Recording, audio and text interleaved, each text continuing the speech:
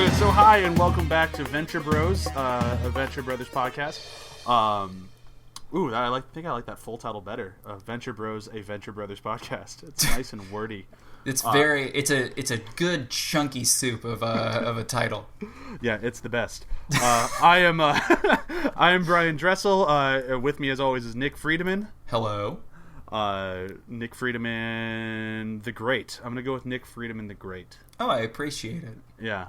Who knows what next week will be? Maybe it'll be Nick Friedemann the Awful, or the Terrible, or the Forgotten. Ooh, I always like Forgotten. Any name that could be attributed to a king in like the 3rd century, I'm all for. Yeah, that's exactly what I'm going to try to go for every week for you until I forget, which Perfect. Might be next week. Who knows? So this is a podcast where we talk about every episode of Venture Brothers, and we do a nice little review of them and a little bit of memory lane walking and all of that good stuff. This week we are talking about episode 1/2, Dia de los Dangerous, which is technically the second episode, but realistically the first episode of Venture Brothers. Nick, do you remember when you saw this one? I think it'd probably been... I mean, like I said in the last episode, I started like in basically the middle of season 2. So whenever I bought both DVDs at the same time, which ages this story, but season 1 and season 2, and so I probably started at the beginning and just went all the way through. Yeah, that makes sense. I think I saw this one right around the time it aired, and for some reason it didn't just grab me. And I didn't have cable at the time, so I didn't really have an opportunity to go back to it. But I remember seeing a few of the episodes in the first season before I walked away and then came back to it when you and I became friends. Sounds about right. Yeah, I think that's kind of... It might have been this one, it might have been a different one, but I really remember the opening specifically. Yes. And that's where we'll start with this thing. It's a great opening. The opening of this episode, like, it sets the tone perfectly, like, for everything in the show to come. Like, it could not be better. Exactly.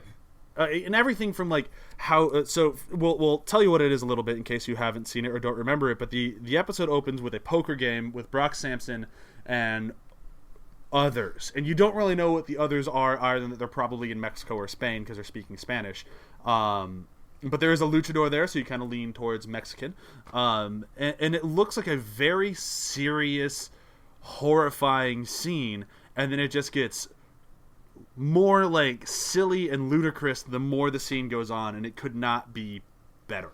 Like you find out exactly. Like you find out like partway through that it's not just them playing poker; they're playing strip poker. Like it's like which is inexplicable. Like it's something that never occurred to me how weird that was until I was just watching it. Yeah. For this podcast, so I was like, why are they playing strip poker? Like, what is the purpose of this? And it's just for the silliness of it. That's all it's for. Oh yeah, like it's really the only reason they're playing strip poker is for the reaction to him standing up and whipping out his dick and having the guy exactly applaud. Like that's the only reason they're playing strip poker, which I think is phenomenal. It's the best.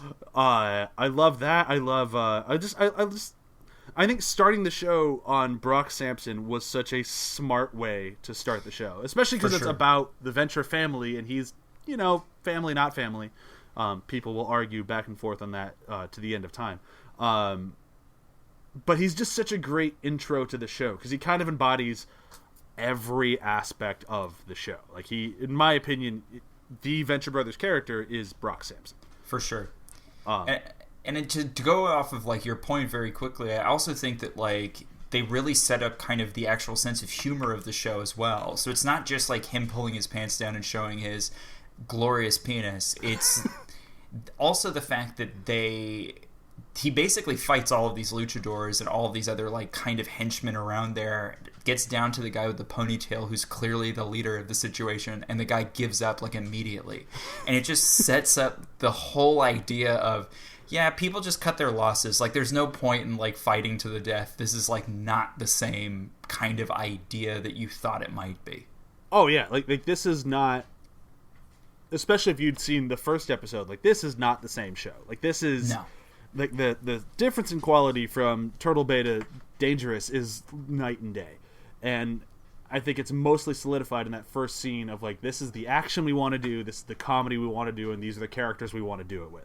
Exactly. And then moving forward, I don't remember. Again, I watched these episodes yesterday. I don't remember exactly what the next scene is, but right around the next scene is Dr. Venture giving his speech to the wrong classroom. Yes. And like just again, right out of the gate, Dr. Venture is incompetent. Like he's obviously a smart person, and they never question whether or not he is intelligent. He's just very stupid while being intelligent. Exactly. And it nails it right out of the gate with him giving the speech to the wrong class.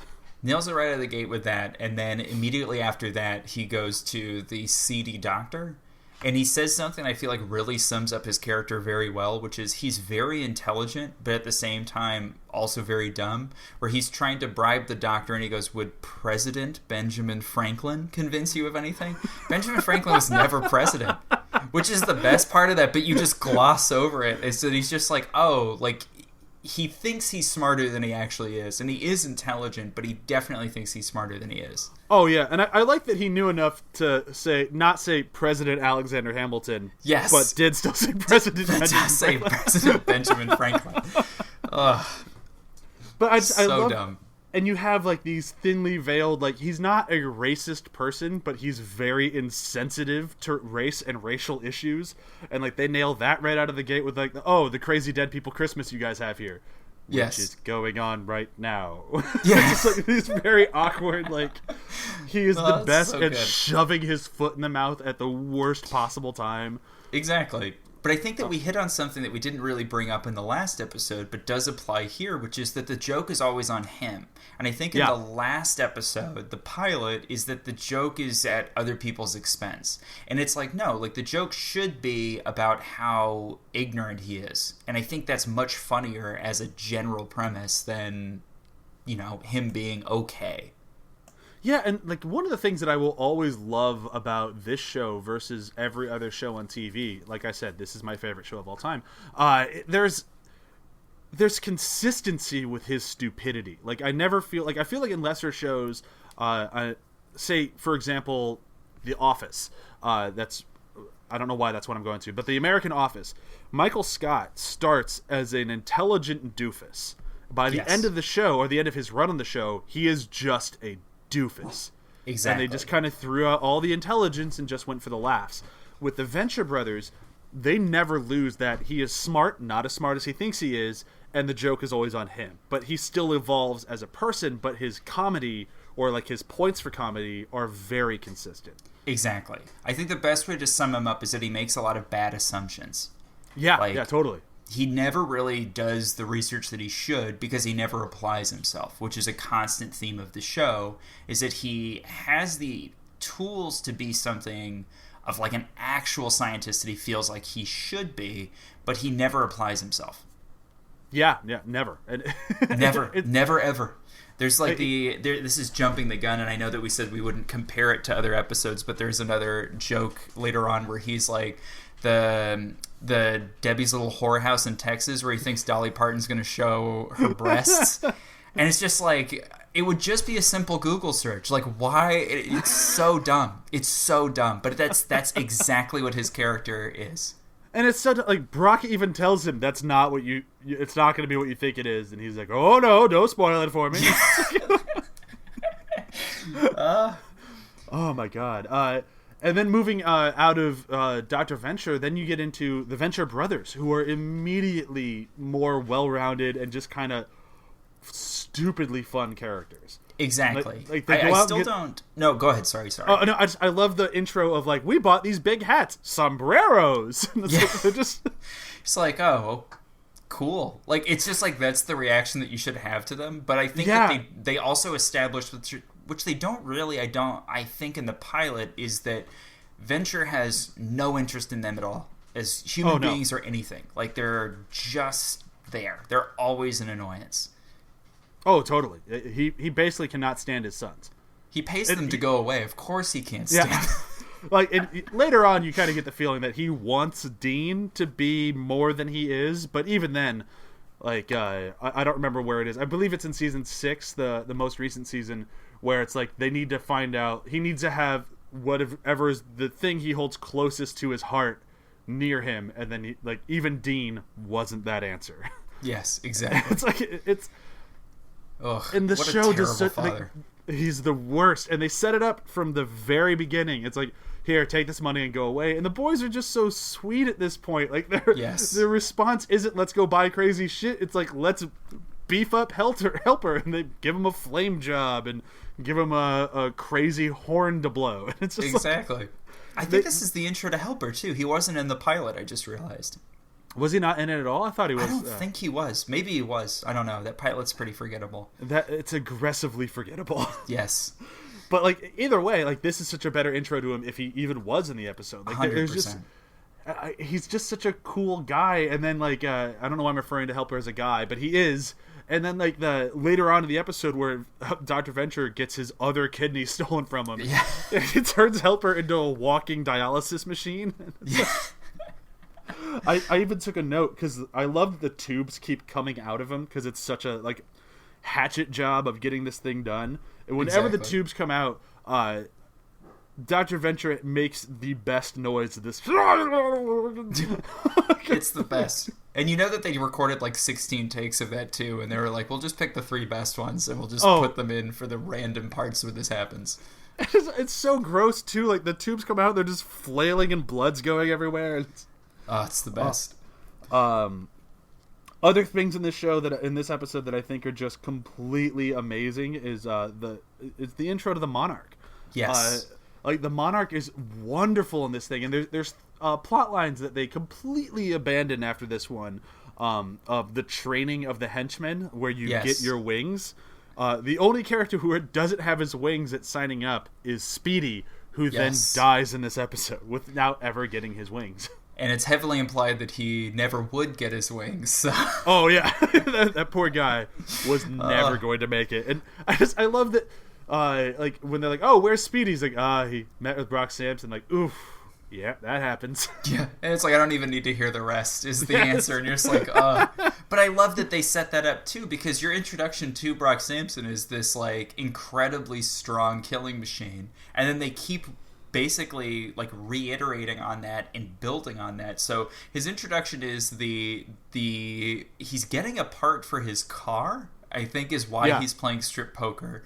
And then basically finds a prostitute, goes to have sex with a prostitute, and then finds out that the boys are in trouble, so he goes and just takes like dart after dart after dart, which they imply are all lethal, it seems like, or at the very least meant to knock somebody out. And he is just like taking it, and he grabs Speedy by the neck and then gets hit with a truck, and that's his introduction basically for the first third of the episode. It's exactly what Brock is, like, to a T. And like, and don't get me wrong, there's parts in the pilot that did this very well, but like this one, it's just, and then like he comes back to life, or basically comes out of his way too many trank coma, and like he's only not mad that they tranked him 1,000 times. He's mad that they hit him with a truck. It's like, exactly. Like he just, the way he picks and chooses the things to get angry about, it's just like, yeah, it works. It's perfect. Not upset that a chupacabra was hiding out in the car. He's upset that they hit him with a truck. That's all that matters to him. Because he views it as some sort of dishonor, I guess, which is also right up Brock's alley.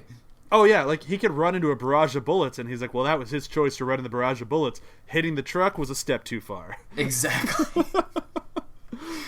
I kind of miss Speedy. Like, it's like such a great character to introduce as this like very ambitious henchman, which they don't really ever go back to, and I think because it doesn't really make sense as like an arc for a character, because I think you'd just be frustrated with it. But as a one-off character, I love Speedy. I've never forgotten Speedy.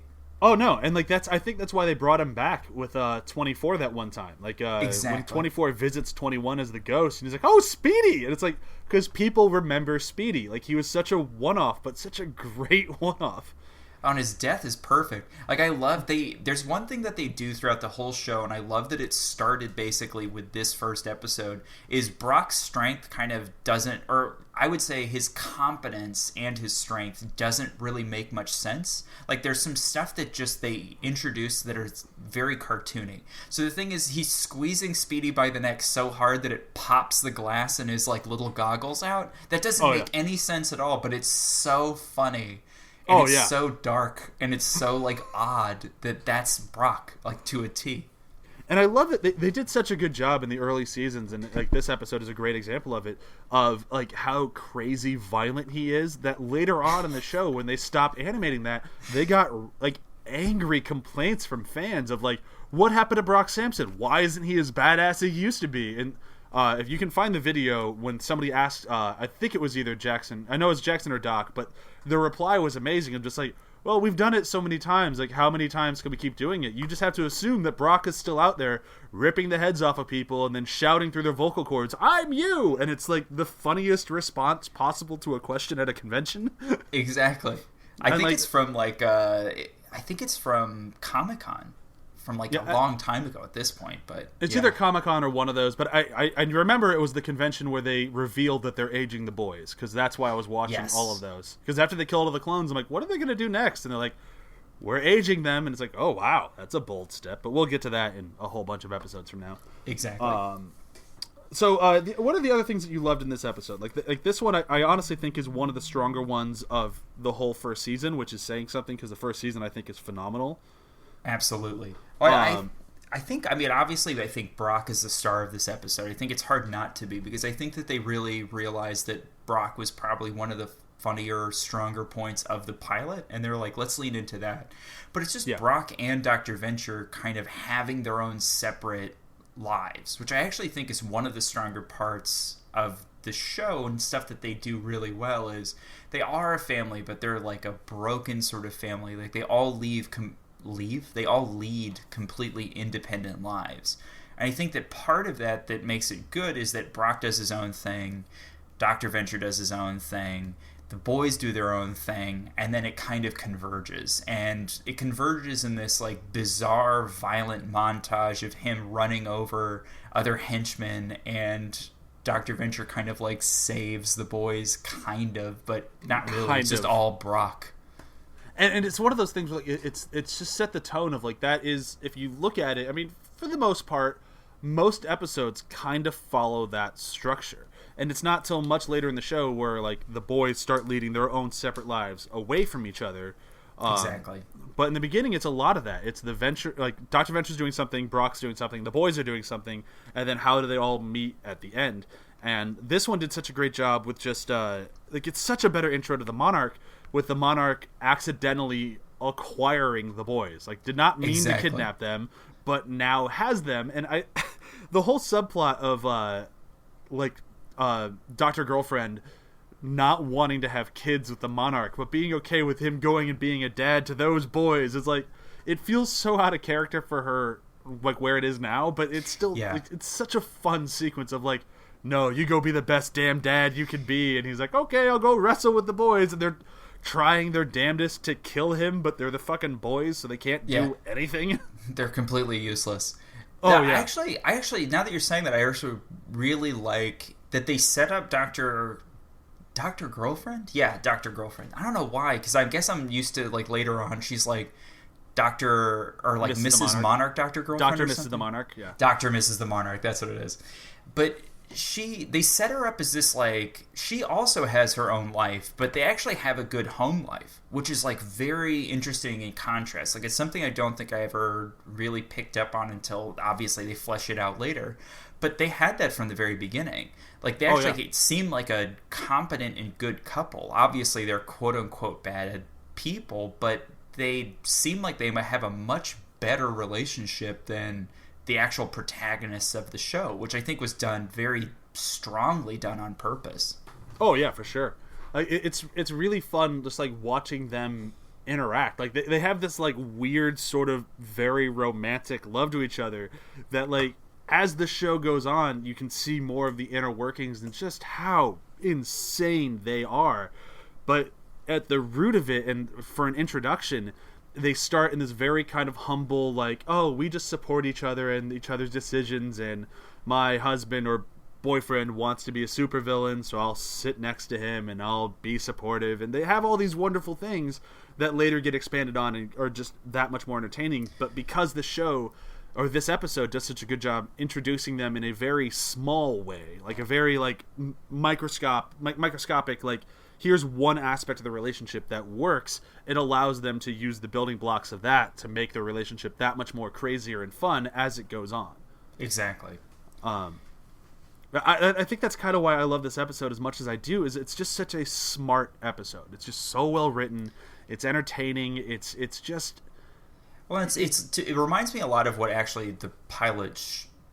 This is essentially the pilot. If we're being honest, like I think that like the Turtle Bay is not really like a good introduction to the show. This introduces like the idea that you have super scientists, that you have these villains that kind of are not against the super scientists, but that there's like a weird rule set about it. Like the fact that like he doesn't kill the boys, he's just kind of waiting for the dad to come and pick them up, more or less. Like that's the implied game of the whole thing.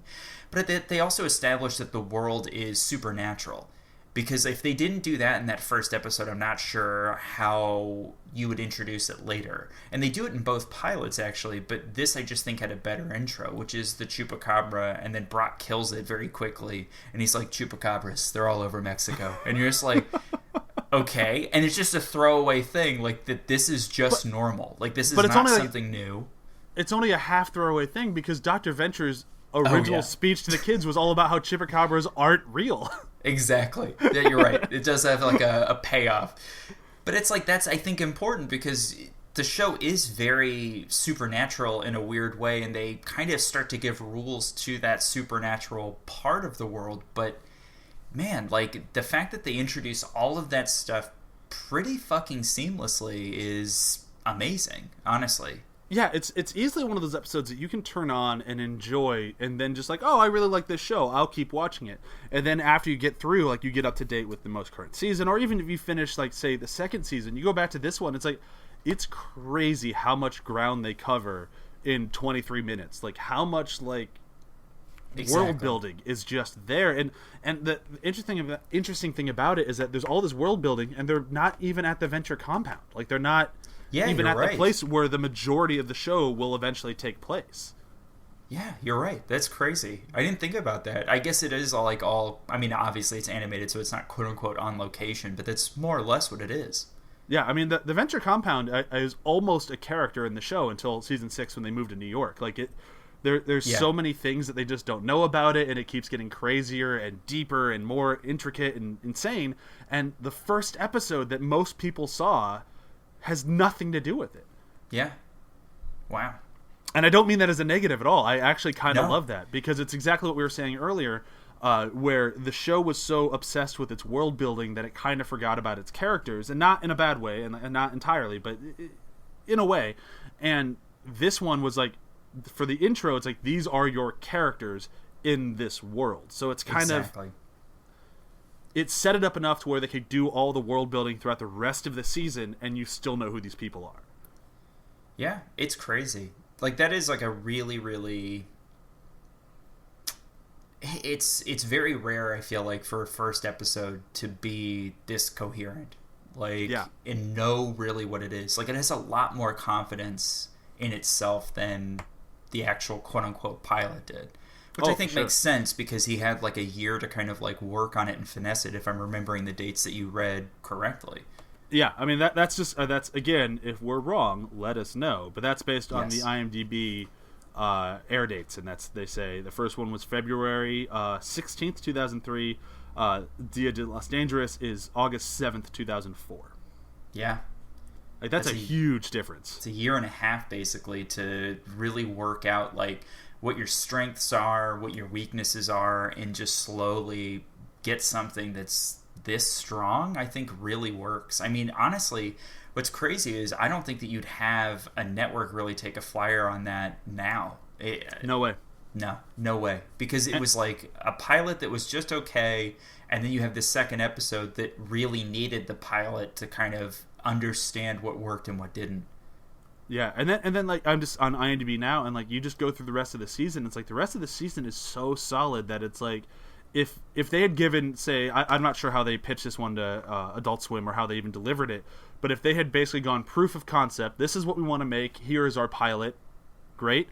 This is our script for our second one. Oh, well, if we give you the money to do that, I bet that would be amazing. and that could be kind of what happened. Again, I don't know. Probably. But there's so many story beats that are very similar. Like, if you kind of stack the two on top of each other, I think it's, like, very clear that they looked at the pilot and they go, we could do this but better. And I think that makes sense. It'd be like watching A New Hope followed by Force Awakens. It's like, okay, so this one just is newer and has more money behind it, but they're basically the same thing. Obviously, A New Hope is a significantly better film. Don't go insane. But this one's the opposite. Exactly. It'd be the other side of that coin. Yeah. It's interesting too, because I wonder if I really, at this point, I do think, because I asked you this last time, but I do think they actually had the plan for what they wanted to do with the dreams, which they also reintroduce here. Yep. But I also think they had a plan for most of the rest of the world, because they do allude to some of the rules of the guild in this. I don't think they ever name the guild necessarily, but I do think that he had established kind of like what the rules of the guild were and what OSI was and that kind of stuff. There's no proof in the episode of this, so I'm not going to try and like claim that this is fact, but I do think that there's like a definite idea of a stronger sense of what that world is, and the guild, at least, I am positive, was figured out at that point.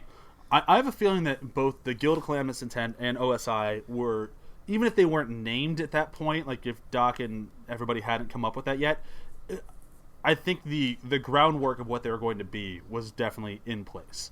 Mm-hmm. I don't think they say OSI or the Guild in this, but no, I think you're right. I think this is clearly they had a bigger plan at this point, and then moving forward, it's just a very carefully executed plan. Exactly. So I feel like we've talked pretty much everything that there is to talk about in this episode. Is there anything that we haven't hit that you really particularly like? The only thing that I would mention is I always love the sight gags in this show. So the sight gag of him wiping the blood off of the windshield, which is like with the windshield wipers, I loved. It's like anything with a sight gag in this show, I always think is the funniest thing. All right, well let's call this a segment, because as anyone who listened to After the Hype knows that I love my segments. We'll start finishing every episode. What was your favorite moment in this episode? Perfect. And would you say yours is? Because mine would definitely be the Venture Brothers trying to kill the Monarch, and just him thinking that they're just, all right, boys, yep, we're playing. They're just like, they're trying their damnedest, and they're just so worthless. They're so useless. Mine would either be the thing that I mentioned already, which is him squeezing Speedy's neck so hard that the little like glass pops out, or it would be the windshield wipers wiping off the blood, which I also love. It's so good. So good. I'm trying to think if there's anything else that we didn't mention in this thing. No, I don't at this think point, so. There were 21 and 24 named in this one yet, or no? No, there definitely isn't either named. They do the voice of, and I always fuck 24. Up who's 21 and who's 24, but the one that sounds like Ray Romano, somebody does that. Doc does that voice. Yeah, that's what I thought. But it's like a one-line thing, so. Yeah, because Doc Hammer did the voice of Speedy. Yes. Yeah, it was definitely him, because he did, but they were just Henchmen 1 and 2. There you go. Yeah, so obviously very different back then. But yeah, that was clearly his voice, and he became a character later. Oh, they wouldn't have remembered who Speedy was. So 24 definitely is the one that after Speedy dies, he's like, that sucked. Yeah. But yeah, that was everything I had for this one. Again, I just love this show. I know that's going to get tired of saying it at some point here in this thing, but I really do. So next week we will be talking about the third episode, which is, in my opinion, I know I just said this one might be my favorite, but I think I was wrong, because the next one is the one that I quote the absolute most out of almost any show in the entire franchise, easily the entire first season, and that one is Careers in Science, because that episode is just phenomenal, and I'm very excited to talk about it. That's it for this one, though. Nick, do you have anything you'd like to plug? No, because what I would, I guess, plug, I can't say, so. Which, yeah, that doesn't frustrate me at all. Yeah, I know. I'm so sorry. Eventually, you'll find out. Eventually, I'll find out what game you're working on. But yes, until then, I'll just stay annoyed. For us, I will happily plug After the Hype, which is the feed that you are currently on. So if you liked this one and you want to keep listening to my voice, move over to any of our most recent episodes, or check us out on the website you might have found us on, which is athpod.com. That's it for me, though. So with that, I will say thank you, everyone, for listening. I'm resisting the urge to scream "Go Team Venture." I might start doing it at the end of every episode. Who knows, right? You could. I'm not going to stop you. I'm like a continent away. So no, I'm not. I'm a country away. Oh my god. A whole country or continent. Why not? Oh, Nick, you're so stupid. Yep. Okay, so thank you, everyone, for listening, and bye. Bye.